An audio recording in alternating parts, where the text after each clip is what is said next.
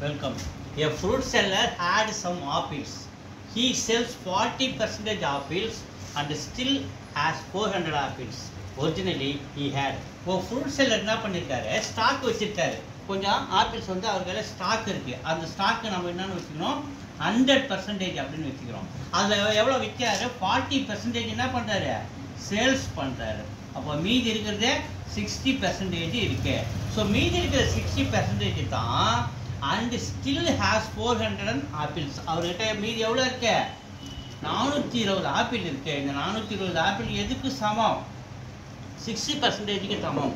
அப்போ அவங்க கேட்குறாங்க, ஒரிஜினலி அவர் எவ்வளோ வச்சுருந்தாரு பாரு.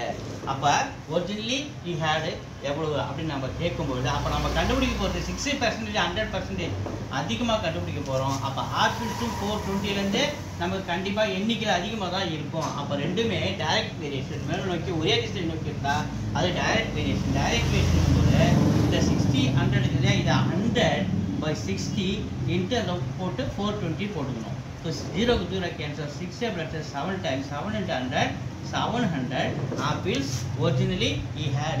எங்க இருக்கு, A இருக்கு, A is the answer. அவர் ஸ்டாக் எவ்வளவு வச்சிருப்பாரு, 700 apples வச்சிருப்பாரு stock. A is the answer.